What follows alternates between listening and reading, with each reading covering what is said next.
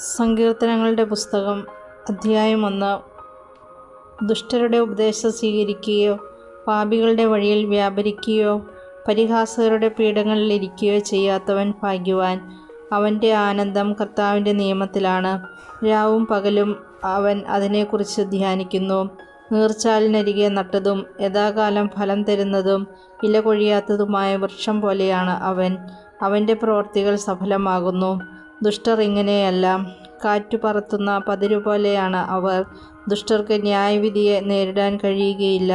പാപികൾക്ക് നീതിമാന്മാരുടെ ഇടയിൽ ഉറച്ചു നിൽക്കാനും കഴിയുകയില്ല. കർത്താവ് നീതിമാന്മാരുടെ മാർഗം അറിയുന്നു. ദുഷ്ടരുടെ മാർഗം നാശത്തിൽ അവസാനിക്കും. അധ്യായം 2. ജനതകൾ ഇളകിമറിയുന്നതെന്തിന്? ജനങ്ങൾ എന്തിന് വ്യർത്ഥമായി ഗൂഢാലോചന നടത്തുന്നു? കർത്താവിനും അവിടുത്തെ അഭിഷിക്തനും എതിരെ ഭൂമിയിലെ രാജാക്കന്മാർ അണിനിരക്കുന്നു. ഭരണാധിപന്മാർ കൂടിയാലോചിക്കുന്നു. അവർ വച്ച വിലങ്ങുകൾ തകർക്കാം. അവരുടെ ചങ്ങല പൊട്ടിച്ച് മോചനം നേടാൻ. സ്വർഗത്തിലിരിക്കുന്നവൻ അത് കണ്ട് ചിരിക്കുന്നു. കർത്താവ് അവരെ പരിഹസിക്കുന്നു. അവിടുന്ന് അവരോട് കോപത്തോടെ സംസാരിക്കും. ക്രോധത്തോടെ അവരെ സംഭീതരാക്കും. എൻ്റെ വിശുദ്ധ പർവ്വതമായ സിയോനിൽ ഞാനാണ് എൻ്റെ രാജാവിനെ വാഴിച്ചതെന്ന് അവിടുന്ന് അരുളി ചെയ്യും. കർത്താവിൻ്റെ കൽപ്പന ഞാൻ വിളംബരം ചെയ്യും. അവിടുന്ന് എന്നോട് അരുളി ചെയ്തു, നീ എൻ്റെ പുത്രനാണ്. ഇന്ന് ഞാൻ നിനക്ക് ജന്മം നൽകി. എന്നോട് ചോദിച്ചു കൊള്ളുക, ഞാൻ നിനക്ക് ജനതകളെ അവകാശമായി തരും. ഭൂമിയുടെ അതിരുകൾ നിനക്ക് അധീനമാക്കും. ഇരുമ്പ് ദണ്ടുകൊണ്ട് നീ അവരെ തകർക്കും. മൺപാത്രത്തെ എന്ന പോലെ നീ അവരെ അടിച്ചുടയ്ക്കും. രാജാക്കന്മാരെ വിവേകമുള്ളവരായിരിക്കുവിൻ. ഭൂമിയുടെ അധിപന്മാരെ സൂക്ഷിച്ചു കൊള്ളുവിൻ. ഭയത്തോടെ കർത്താവിനെ ശുശ്രൂഷ ചെയ്യുവിൻ. വിറയലോടെ അവിടുത്തെ പാദം ചുംബിക്കുവിൻ.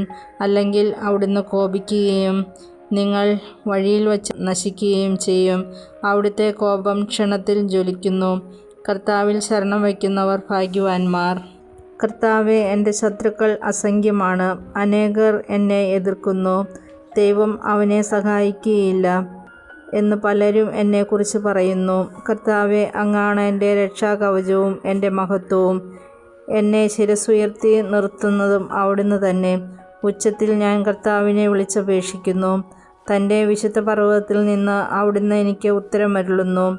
ഞാൻ ശാന്തമായി കിടന്നുറങ്ങുന്നു, ഉണർന്നെഴുന്നേൽക്കുന്നു. എന്തെന്നാൽ ഞാൻ കർത്താവിൻ്റെ കരങ്ങളിലാണ്. എനിക്കെതിരെ പാളയമടിച്ചിരിക്കുന്ന 10,000 ഞാൻ ഭയപ്പെടുകയില്ല. കർത്താവെ, എഴുന്നേൽക്കണമേ.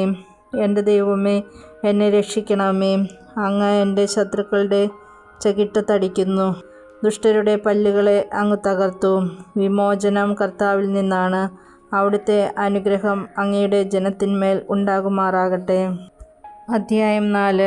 എനിക്ക് നീതി നടത്തി തരുന്ന ദൈവമേ, ഞാൻ വിളിച്ചപേക്ഷിക്കുമ്പോൾ എനിക്ക് ഉത്തരമരുളണമേ.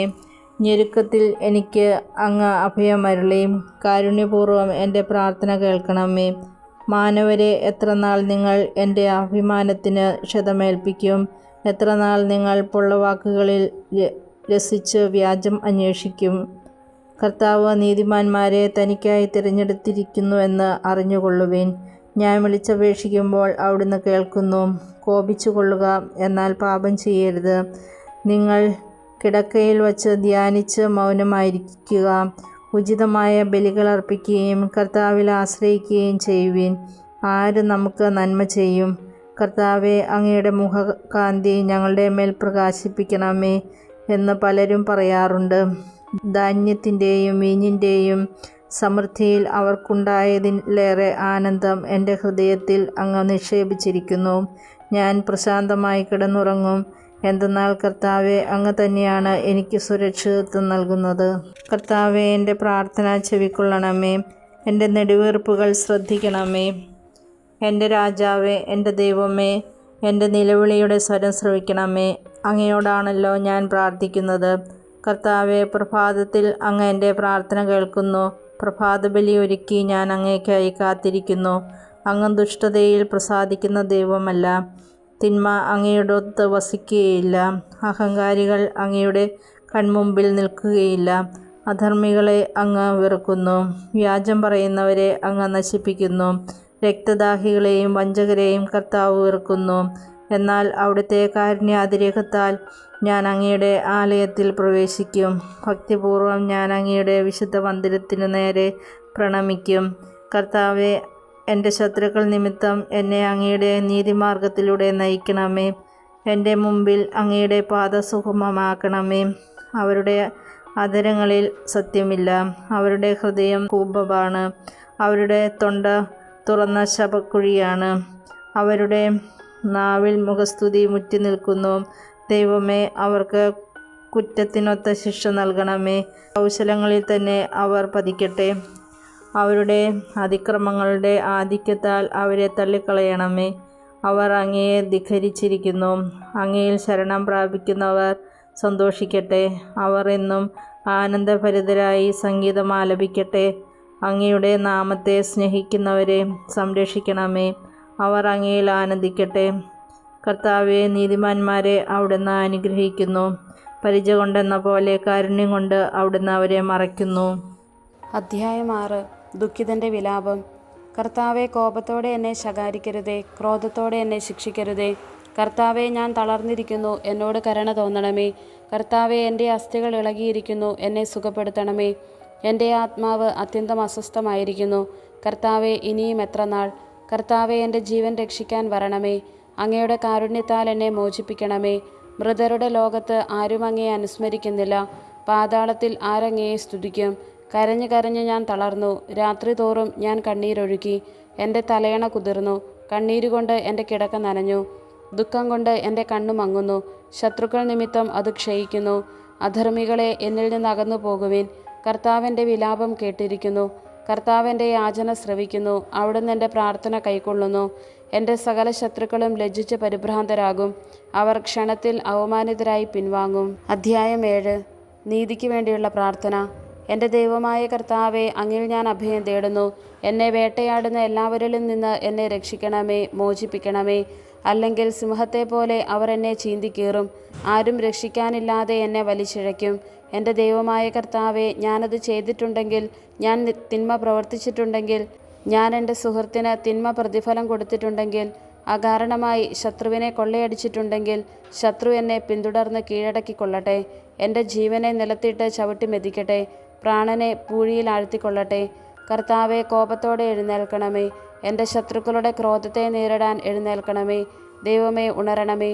അവിടുന്ന് ഒരു ന്യായവിധി നിശ്ചയിച്ചിട്ടുണ്ടല്ലോ. ജനതകൾ അങ്ങയുടെ ചുറ്റും സമ്മേളിക്കട്ടെ.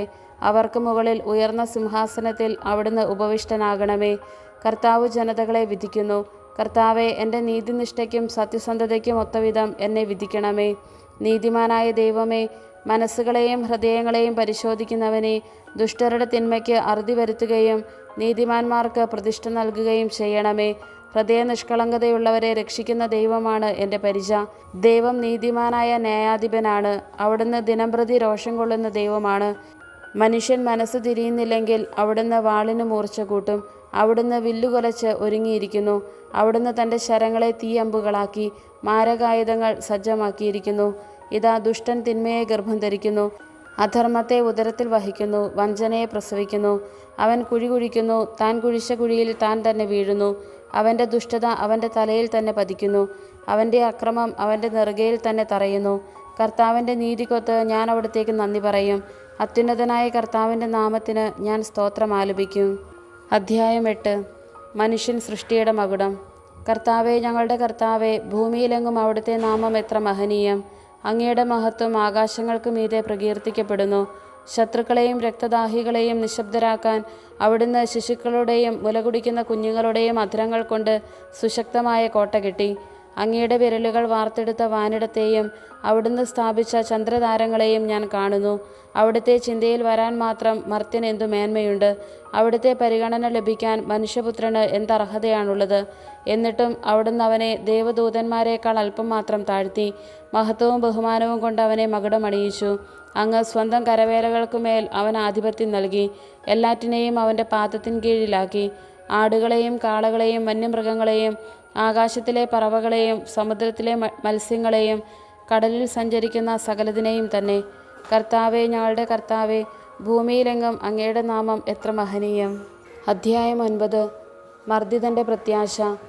പൂർണ്ണ ഹൃദയത്തോടെ ഞാൻ കർത്താവിന് നന്ദി പറയും. അവിടുത്തെ അത്ഭുത പ്രവൃത്തികൾ ഞാൻ വിവരിക്കും.